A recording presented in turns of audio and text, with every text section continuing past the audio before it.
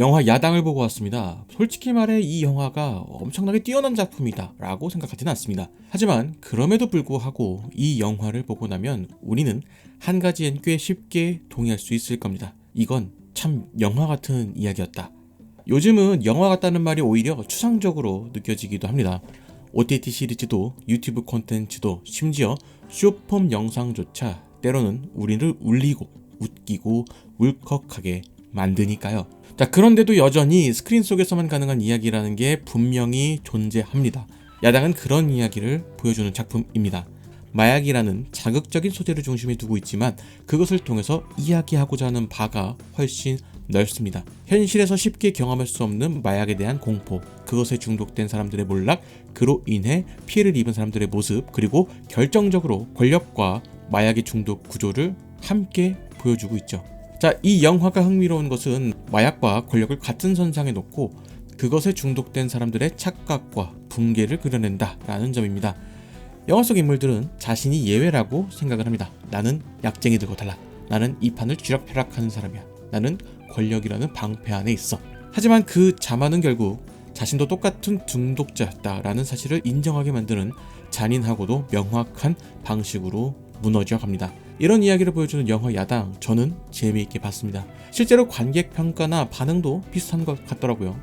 자, 그렇다고 해서 이 영화가 영화적으로 뛰어난 작품인가? 솔직히 그렇다고 생각하지는 않습니다. 영화 구조나 이야기 방식이 특별히 신선하거나 영화적으로 큰 의미가 있다라고 보기는 어렵거든요.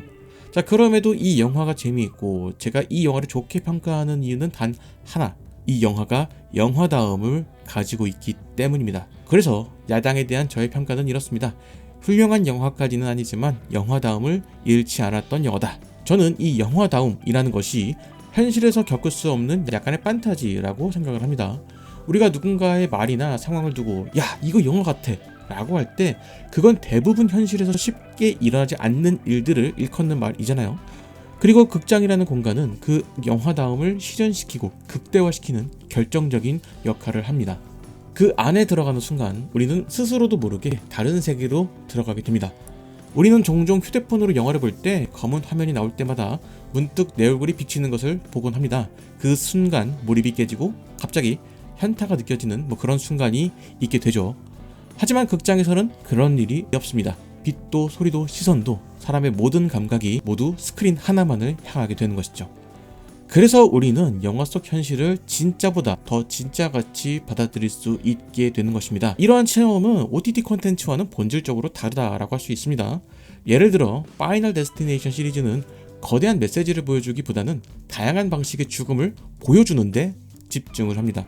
영화적인 의미보다는 상업적인 의미에서 영화다움에 가까운 영화라고 할 수가 있는 것이죠. 영화는 보여주는 매체입니다. 드라마가 공감을 목표로 한다면 영화는 상상력과 몰입을 자극하죠. 그 몰입을 가능하게 하는 곳이 바로 영화관이라는 공간이다 라는 것이죠. 지금의 영화관은 점점 사양산업처럼 보이게 됩니다. 영화를 보기 위해서 굳이 밖으로 나가지 않아도 되고 OTT에서는 매주 새로운 작품들이 쏟아지니까 말이죠. 하지만 그런 시대이기 때문에 오히려 영화계는 극장이 왜 필요한가 라는 질문에 명확한 답을 준비해야 합니다.